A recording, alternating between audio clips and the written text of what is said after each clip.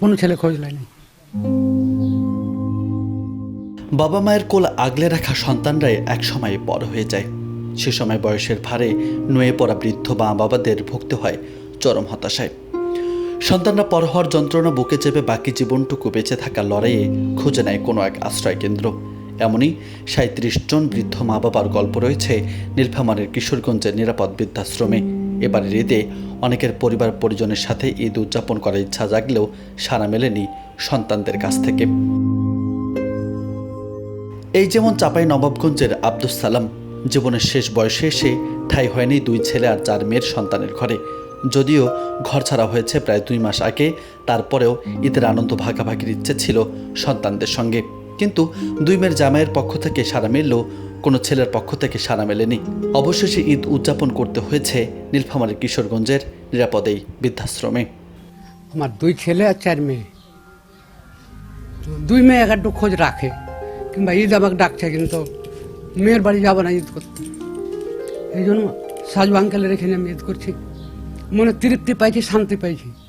মন তো চাই যে ছেলের কাছে যাই ঈদ করতাম, কিন্তু ছেলের আমার খোঁজ রাখে না, এখন পর্যন্ত কোনো খোঁজ রাখে না। আসা মোটামুটি মাস 1.5 হলো আমার এখানে।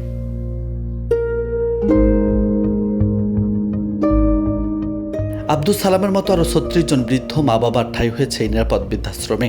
তাদেরও ইচ্ছে ছিল পরিবার পরিজনের লোকজনের সাথে ঈদ উদযাপন করবে, যদিও শেষ বয়সের সেই ইচ্ছেগুলো আজ অধারা। আমার 5 ছেলে 1 মেয়ে, তারা কেউ আমার খোঁজ খবর রাখে না। তারপর আমি নিরুপায় হয়ে এখানে শুয়ে এখানে আশ্রয় নেই।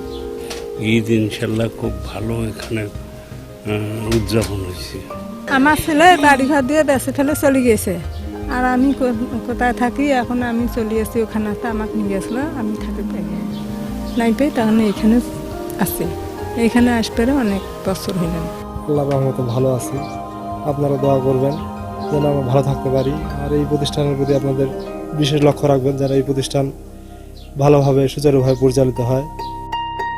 পরিবারের সাথে ঈদ করতে না পারলেও বৃদ্ধাশ্রমে এই মা বাবাদের জন্য আয়োজিত হয়েছিল ছোট্ট আয়োজন।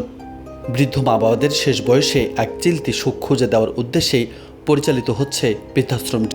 তারপরও প্রতিষ্ঠাতা সাজেদুর রহমান সাজুর কঠোর পরিশ্রম আর দানবীরের দানেই সফলভাবে চলছে প্রতিষ্ঠানটি। সন্তানরা না পারলেও পরিবারের অবহেলিত মা বাবার সুখ খুঁজে দিতে পেরে খুশি এই প্রতিষ্ঠাতা। আসলে নিরাপদ বৃদ্ধাশ্রম তৈরি হয় 2018 সাল থেকে। প্রথমে একটা লোক নিয়ে শুরু করা, আলহামদুলিল্লাহ তখন থেকে চলমান আজ অবধি চলছে এই নিরাপদ বৃদ্ধাশ্রম কার্যক্রম। এবং এখানে প্রতিটা বিধবা আমাদের থাকা খাওয়া চিকিৎসা কাপড় চোপড় সব কিছুই ফ্রি। উপরে আল্লাহর রহমত এবং সবার সহযোগিতায় প্রতিষ্ঠান চলে। আল্লাহ কারো না কারোর মাধ্যমে এই বিধবা আমাদের রেজেকের ব্যবস্থা করেন। 2018 সালে মাত্র একজনকে নিয়ে যাত্রা শুরু করা নিরাপদ বৃদ্ধাশ্রমটি এখন পর্যন্ত মাথা গোঁজার ঠাঁই দিয়েছে 187 জন অবহেলিত বাবা মাকে। অনেকের সন্তানরা ভুল বুঝে তাদের বাবা মাকে ফিরিয়ে নিলেও মারা গেছেন 42 জন, এখন অবস্থান করছেন 37 জন। নিউজ ডেস্ক, বার্তা 24।